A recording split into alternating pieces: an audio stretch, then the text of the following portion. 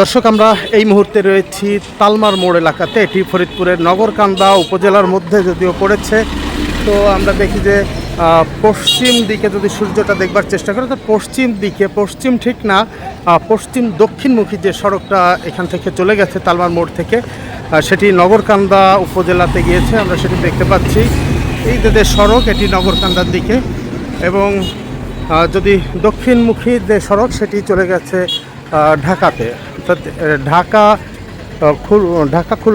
ফরিদপুর ঢাকা মহাসড়ক। আর যদি উত্তর দিকে দেখি, উত্তর দিকের যে দিক থেকে আসলাম সেটি হচ্ছে ফরিদপুর দিক থেকে আসছে। তো এই জায়গাতে কিন্তু তালমার মোড় এলাকা কিন্তু খুবই প্রসিদ্ধ। তো এখান থেকে আসলে সব দিকেই যাওয়া যায়। যদি মনে করেন যে এখান থেকে ঢাকায় যাবেন, সেটি কিন্তু যে কোনো সময় আপনি এখান থেকে পরিবহন পাবেন, গাড়ি পাবেন। একই সাথে যদি নগরকান্দা বা অন্যান্য এলাকায়, লোকাল এরিয়াতে যেতে চান, তাহলে এই সড়ক ধরে আপনি যেতে পারেন। আর যদি উত্তর দিকে যেটি, সেটা হচ্ছে খুলনা, ফরিদপুর, খুলনা, যশোর, যে কোনো জায়গায় কিন্তু আপনি এদিক দিয়ে এই সড়ক ধরে যাতায়াত করতে পারবেন। আমরা দেখতে পাচ্ছি এখানে কিন্তু সবসময় একটা গ্যাদারিং থাকে, সবসময়ই মানুষ থাকে, এবং এখান থেকে যে কোনো দিকে, যেটি বলছিলাম, যে মানুষ সহজেই যাতায়াত করতে পারে।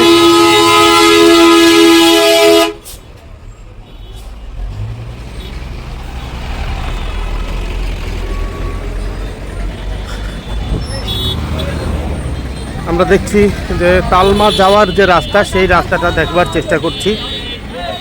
এখান থেকে নগরকান্দা থানা 13 কিলোমিটার, সেটি আমরা দেখছি। নগরকান্দা থানা,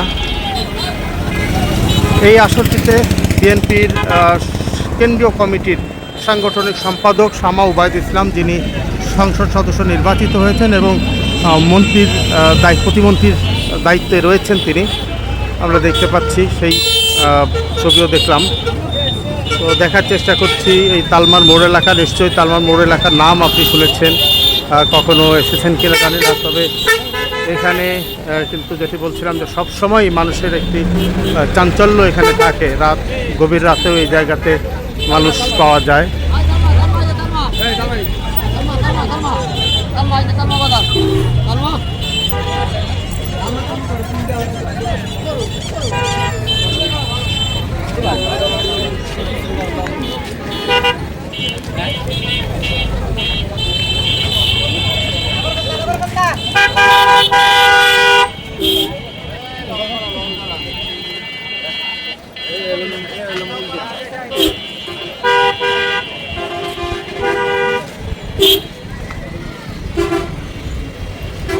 দর্শক, আপনারা যদি এই এলাকাতে কেউ আগে এসে থাকেন বা তালমা সম্পর্কে কিছু জেনে থাকেন, তাহলে কমেন্ট বক্সে জানাতে পারেন। ভালো থাকেন, সুস্থ থাকবেন। দেখা হবে পরবর্তীতে নতুন কোনো জায়গায়। ততক্ষণ বিদায় নিচ্ছি আমি, MIT।